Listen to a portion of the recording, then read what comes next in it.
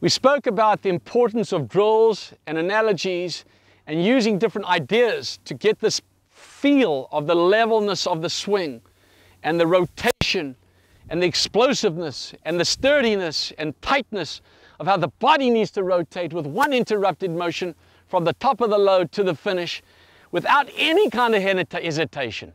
And that's the one thing you see Tiger Woods doing. He rotates through that ball, man, just lickety split, right? He doesn't always hit it straight, and he's only going to improve, let me tell you. Here it is, folks. Because we've always been taught to have this big old hip turn, it's so difficult to quieten the lower body. Golf game is tough because the ball is stationary and all our urges are the wrong urges. We tend to overload. We tend to think about too much of what we're doing going back and not enough of what we're doing from the ball to the finish. Now, another great idea to help you feel a quiet lower body is to get on your knees. So it's a beautiful piece of turf here. Now I get on my knees, I'm nice and stable. I can't overload my lower body. My right knee cannot straighten. I cannot lift my left heel. So as I'm loading, I'm getting tighter and tighter all the time, just like a big spring attached to the ground. I'm moving like this. As I'm loading, as again, my left shoulder stays high, I'm feeling good setting and rotation. This is all on an involuntary basis. Now, as I get to the top of my load, if I sit back down here, like most of you are doing, trying to add laughter into the club, you're going to hit the ground right over here. It's not going to be a pretty sight. So my key here is to give myself some time. My good friend Peter Jacobson was brilliant. He said, if you really want to make sure you don't rush the load, we all love hamburgers. So you've got to be thinking hamburger, not hamburger, right? So that's, sometimes you've got to say that, hamburger. So you don't want to be sitting back on that right foot. That's the urge. So what I'm thinking about doing here is, as I'm loading, I'm giving myself time, I'm going to take my core and just rotate it left. That's why it's so important to have a strong core and to be in good shape. So I'm aiming down there, and I know that if my core doesn't rotate left, I'm going to hit behind the ball. So I get hamburger. Okay, move through here. So when I get hamburger, look at this. Look how my core is turned through.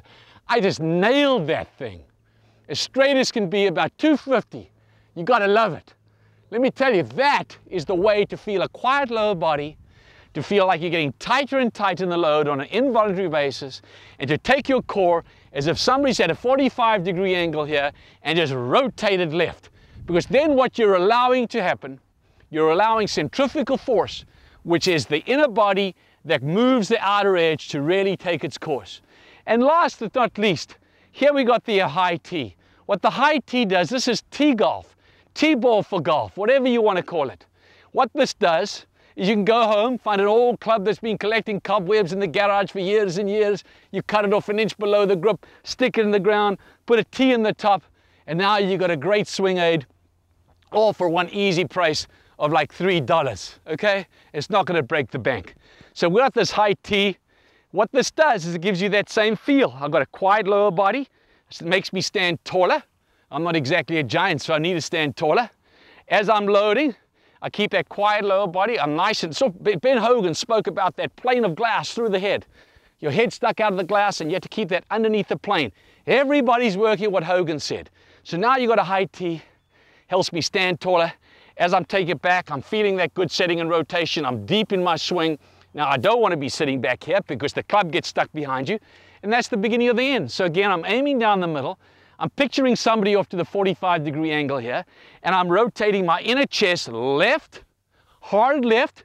It's going left soon with a lot of vigor. This is not a lethargic act. So again, watch. It's the hamburger, quiet lower body. I'm going to rotate that body, inner body left, and stick it. Look how I'm standing here, folks. I mean, let me tell you, I just hit the hell out of that. Wow.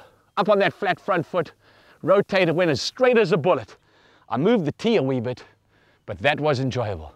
So think out of the box, be creative, and good things will happen.